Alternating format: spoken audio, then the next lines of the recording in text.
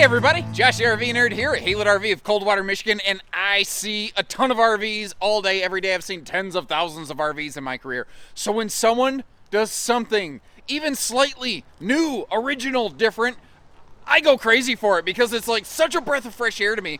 And that's how I feel about this Arctic Wolf right here. Did my voice just jump 2 octaves? Anyway, so there's 100 million zillion mid-bunkhouse fifth wheels out there, but they're mostly all the same. And Arctic makes 2 other mid-bunk fifth wheels themselves. They saw that there was an opportunity for something a little different in there. Not everybody wants to tow around a 13,000-pound monster house, brother. There's some folks who just want something a little different. Like, maybe you don't need a whole private den, room, office, or something like that. Maybe you just need space to sleep a couple kids or something like that. And that's where this one comes in. And if my older brother saw this, he has 3 sons, and having that 1, 2, 3 stack 'em up bunk setup that this one has right here in that middle room would be absolutely ideal for him. But the thing is I went through this RV.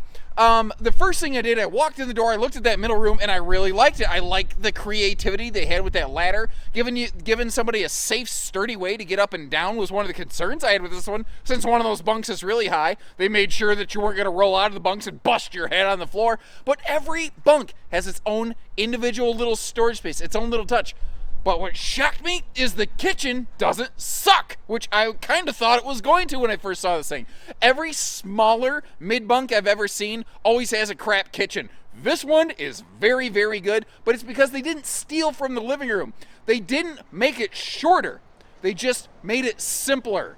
And I think it's a really effective layout, but it's brand new. I would love your feedback on this thing. I will show you where it really soars. I'll show you where it maybe falls a little flat. I'll give you that fair information. And if you haven't done so, make sure you hit the subscribe button, knowing that you're going to get that kind of fair facts from us here at Haylet RV. My fingers are freezing. Now, middle bunkhouses have always made a ton of sense to me. The only real hiccup with a middle bunk room is just that they're long, man. I mean, there's really no way to build an effective mid-bunkhouse without making the RV like around 37 foot long. I thought Cougar actually had kind of cracked that code for a while with like their 29 MBS fifth wheel, but unfortunately it didn't prove popular enough and it's been retired. So it seems that when it comes to middle bunk rooms, longer is what people are looking for. But that also comes with a benefit, and one of the reasons I think middle bunk rooms work so well. They have the most seating of like any bunkhouse concept. And that's the funniest thing. Bunkhouses can sleep a ton of people, but you can't seat your family in them. You know, it just doesn't make sense. Now, I will always shoot you straight. Like, I love the fact that this thing is, it's got a lot of glass and a lot of class, guys. We got windows all over the place. And, you know, we can sit everybody on the inside and have a good time. But if somebody is outside, you've got all these windows to keep an eye on them, but they do not all open for airflow. I will always give you the real deal of Vander Holyfield on this kind of stuff. Like, yes, there is carpet along that slide floor. That's just one of those things Arctic does. I don't dislike having the feel of it on my bare feet sometimes, but you know, if there's one place I think most people would prefer not to have carpet, it is under the dining area. But look what they did here. They gave us a little more of like a home-ish style dining arrangement. It is a more of the they call it freestanding table and chairs, you know. But they included something they hadn't been doing in the past, giving us, I call it a 2+2 chair setup, where you've got 2 full-time chairs and then 2 fold-away chairs. And where I think that is really cool is if you want to like take those things outside, you could do that. You could you know, get like a little free floating table that you could use to like play some board games on the rear sofa back here or something like that. You could pull a couple chairs over, have a little more room maybe for some family and Monopoly space, or set some of the family up to eat back there. Set some of the family to eat up over here. You know, it's amazing sometimes how a little free floating table can really open up a lot of avenues. Now, right between those 2 seats, you got some USB plugs there. You'll see more of those in the hide-a-bed in the back. First, though, I just want to give you a look the fact that this one's standard has a nice theater seat over here. And that's what's kind of cool, again, about mid-bunks. They give us a very nicely appointed living room. Now, what I'm about to show you is going to be either a love it or hate it, and that is those zebra blinds. They have like opposing, opaque, or blocked out kind of panels where you can turn them into kind of a blackout shade, or you can allow a little bit of light through while maintaining some privacy. You're going to like them or you're going to hate them. If that's the only thing that stops you on this RV, though, that's what I call screwdriver work. A different window treatment is an easy thing to handle. I'm running into the wall behind me. Sorry if the camera's lurching around and my camera works worse than usual. Anyway, you saw the height of bed. What I like back here, though, is both of the side stands have their own household and USB plugs. It makes for an awesome little charging station. Maybe, you got a little spot for the Nintendo Switch to be charged over here and keep it out of the bunk room so they don't play it at night or something like that. Cool little storage cubbies on either side, though. I normally prefer doors for storage, but right behind slide fascia like that, I'm actually not the world's biggest fan of them because they can get, doors can get caught behind that slide fascia, and from where the control panel is located, you have no ability to see and or prevent that. So I actually think cubbies right there is the better call. But when I first saw this model, when I first walked into it, I immediately made a beeline for that bunk room that we're going to get to see in a minute here.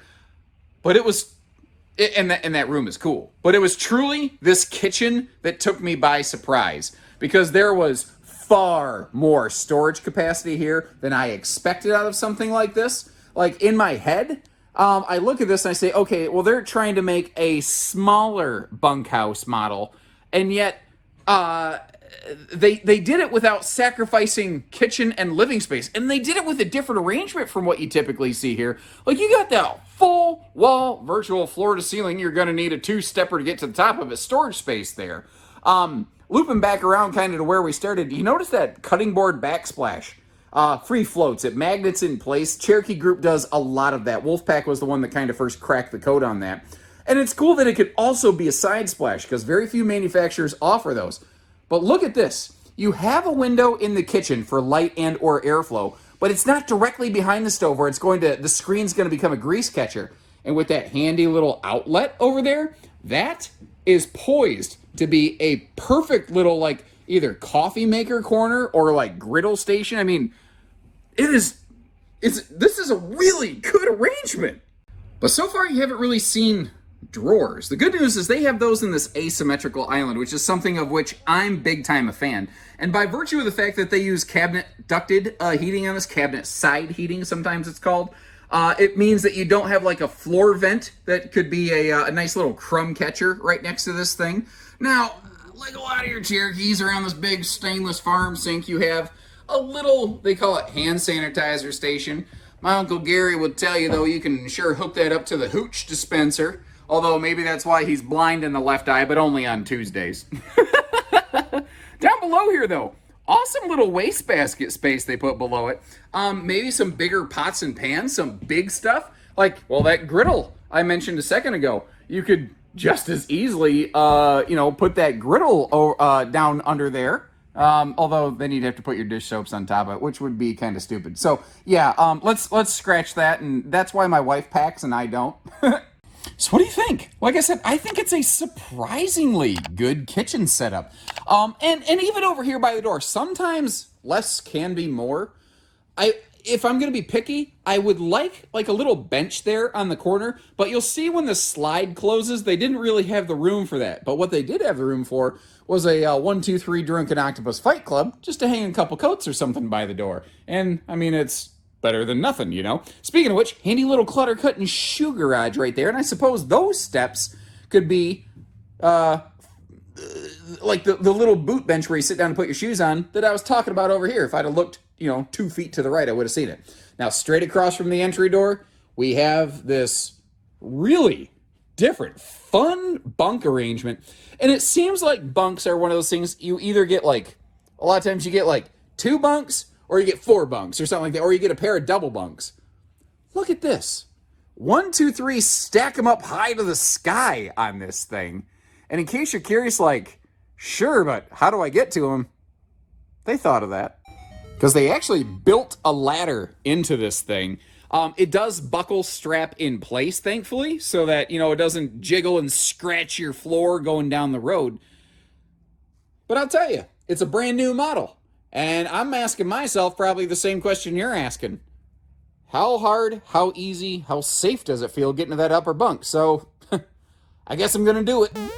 And I mean, I'm not going to tell you it wasn't a little tight climbing myself in here. This top bed's definitely going to be for somebody small, but thankfully things like this little safety gate here are going to keep people from tumbling out of this thing. I'm kind of impressed. Let me flip the camera around here real quick. So this is my point of view up top here. Now notice I've got my boots on. When I'm wearing the old Adidas, I don't, I'll tend to slide those off, but these boots take too long to lace up for that. Not to mention, it's cold, and as tall as I am, and as inactive as I am in my lifestyle currently, I don't have awesome circulation to my feet. But again, we got this safety gate here, and I know I'm right up in your grill with this, but all three bedsides have these cool little side stands, household USB plugs, and you see this whole storage tower over next to us right here. And we'll get to that in a second. I had a good spot here to stage up the camera to kind of show you, with an adult-sized person, what the transition was going to be like up here into this bunk space. Now, I'm going up this a little bit backwards. You'd probably be going the other direction, but once you get to this point, it's about the same. You're definitely, once you get up here, my butt's probably sticking out, you're doing a little butt scoop boogie to slide yourself around, and then, you know what, it ain't bad. And again, I'm not going to put my shoes on and everything. But weirdly, going down, I think it's actually easier to do this face first, and between like this up here and this to hold on to, this has not been the sketchiest experience, and I am a clumsy, large, long dude. Technical term. But seriously, I'm really impressed with the function of this. Like, I was sitting there going, so I told you about my older brother. He's got 3 sons, and I think that this would be a floor plan that would work really well for him. They each have their own bed, they each have their own phone space, or my oldest, he's got his Kindle and he plays Minecraft on. Everybody has their own space for that. And I'll get to the storage over here real quick, but first, let me get that out of the way. If you're, depending on what you're doing, it's kind of in a weird spot because I don't know where else you would put it in here, but there is a TV hookup over here. So theoretically, you could have some decent entertainment. I think that would work better for the kids in the upper beds right here. Depending on, like, you could use one of these little storage cubbies over here to maybe, like, if you kids wanted a gaming system, you could run the cords through. You might have to drill a little access hole, but that wouldn't be a real big deal, I don't think. Again, this is cool. This is cool. I like this. Okay, now in terms of that storage, I want to make this perfectly clear. I do not recommend standing on that ladder and leaning forward to get into that storage, even for a tall person like me. It's just, you're hanging over a lot of negative air, and that feels very much like a recipe for disaster. I don't want somebody getting hurt doing that. If you want to get to that upper cubby, you might want to bring that 2 or 3 step stool along with you and get it over here. You've also got handy little duffel bag cubby. Ooh, hang on, buddy. You know what would work really well down there? That could be a sweet, sweet pet kennel, or as, let's say, Mr. Samuel L. Martin III, regular Haylett RV viewer, I know for a fact he's going to call that the mother-in-law suite. I know for a fact. I beat you to it, Sam, but I love you, buddy. Thank you. Now, another thing, I don't know why, I really like it about this design is just this long hallway, middle bunks on the left, bathroom on the left, and then bedroom up front. But I don't know about you guys. Every house I've ever lived in had a long hallway leading to the master bedroom, and it was sort of like, hey, stay away, kids, This is mom and dad's private space kind of thing. Now, the upper deck of this is very standardized between, this is the same upper deck that you find in a 287 smaller bunkhouse Arctic Wolf. You've got very good toilet space. That's a 30 by 36 rectangular shower right there.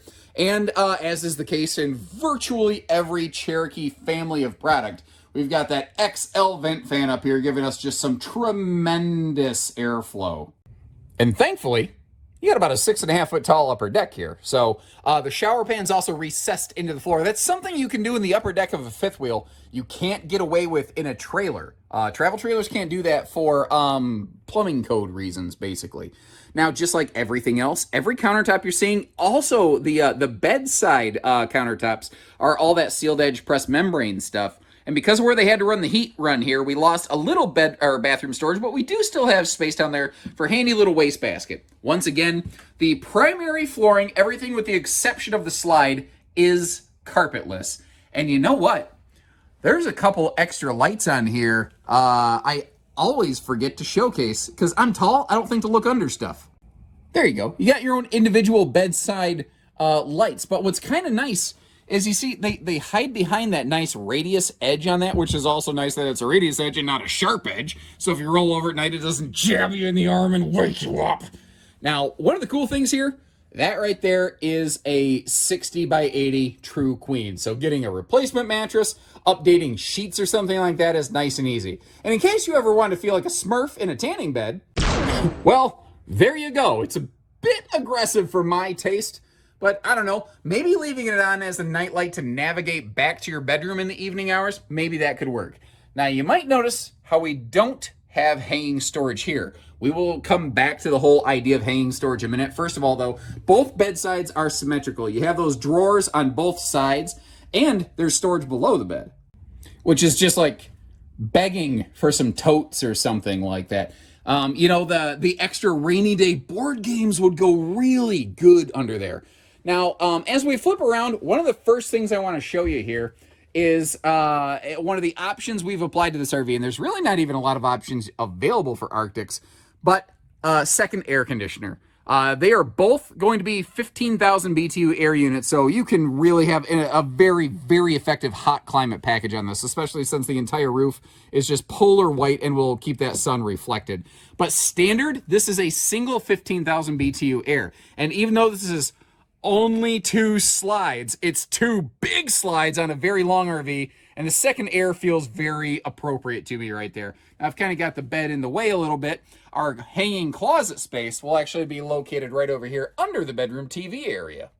And there's a look at that closet space, because why just point at a couple doors when we can actually look inside it, right? And the shoe garage down below, handy little clutter cutter.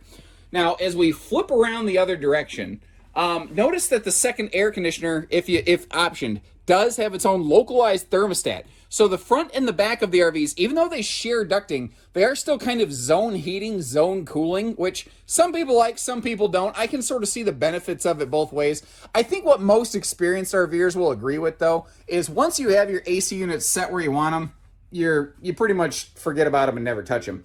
Now, as we slide down the stairs, you may have realized I've closed the slide out for us. And the road mode access on this one is a case of good news, bad news. We'll start with the bad news first. The bad news is that with the non-tinted slide side windows over here, we can see our kitchen, but we cannot access it unless you are like Chihuahua thin. So theoretically, maybe a tiny, tiny little child could slide through there, but not likely. So this one, at least, though, because the bunk room door is here off the hallway, it has the distinguished designation of being nap and crap accessible, which is a technical term you learn in RV nerdology. And if you appreciate the way that we close up the slides and show you where sometimes something is good or maybe not good, make sure you hit the like button on the video and subscribe if you haven't. Let's hop outside. Now, outside here, we're going to start off in the belly of that there beast. Looking at the pass-through compartment, we're phasing out over here onto the driver's side where we got a look at that stack 'em up 1, 2, 3 bunkhouse window system. I tell you, it is kind of funny because like when you're in the RV industry for a while, you really learn to like read floor plans based off window positioning, and I forgot this floor plan existed because it's brand new. I've had a very busy day. It wasn't on the tip of my tongue. It wasn't on the top of my head. And I saw this weird Arctic Wolf come in with these windows just stacked up the middle of the thing and no slide. I was really, really confused for a while. And the brochures that we had on the showroom floor were outdated, so I didn't see it in there. And I was really confused and concerned for a little bit. I'm like, does somebody forget a slide? And no, thankfully, it's just a completely intentional different build. And even against such a dreary, crappy, overcast day, it's got a look. She's got the look. This thing looks fantastic. It looks like it's moving when it's sitting still here, brother. Seriously, though, I mean, look at how nicely those colors are kind of popping out at us. Now, this is a single awning unit. That is one of those things that I look at this, and there's not an option for a second awning. If there was, I'd probably try to put an awning on the face of this. That's just kind of one of the things with Arctic. They do the necessities, they do them very well, and they do tend to prep you for some other things, but a second awning is not one of the areas that we're prepped for. Now, we already kind of peeked through the pass-through, but what I want to show you over here is they have, I don't want to call it a camp kitchen. I want to call it like a wet bar. They got a handy little sink station here, and you got Dad's medicine cabinet outside, so you don't have to go, stopping the party to hop indoors to get a drink and tracking dirt through the camper. It's, I don't know, maybe not necessarily for everyone, but at the same time, I think it kind of gets the job done. We've got the glass front on that door right there. That is an actual glass front. Now, it's different than the windows. It's like a tempered glass, and sometimes people will say, Aren't you worried about stones bashing and smashing that thing up in transit? And it's not that it's impossible. I have seen a picture where that happened, but I've seen a picture where that happened. Sidewall windows don't typically receive a lot of debris and banging around and stones and things flung in transit. It's not that it's impossible, but again, that's also a stronger type glass on that door. So think about all the glass that's on the side of this thing. The door is certainly not the biggest chunk of it, and it's a higher grade of material. So, little thing to keep in mind. Now, up front, we called it the wet bar. What I didn't call it a camp kitchen, because there's no kind of like cooking station there. That is actually what will be located back here. Your propane quick connect, or off the side cooker hooker, as I like to refer to it, that is actually located here below that little white sticker. Now the cargo rack that we're looking at on the back, that has about a 250 pound capacity, something like that. I'm kind of blanking on my notes here all of a sudden. It's freezing. I can't even feel my fingers. I should have brought my gloves, but I wanted just to get out here and get this footage for you. That is an optional piece of equipment, is what I was getting at on here though. Now these are ladder ready. They are not currently able to offer a ladder from the factory. Although, keep in mind, as the year rolls on, that restriction may loosen up, because we intentionally order, well, how can I say that better? We order ladders on every single one of these Arctics. They're just not able to put them on currently. So as soon as ladders become available, we'll have them on from the factory, and it is possible for us to apply a ladder for you after market here at our facility. Now up top, we've got the LCI Insight camera system, and some recent updates have made those far more user-friendly and effective than they used to be.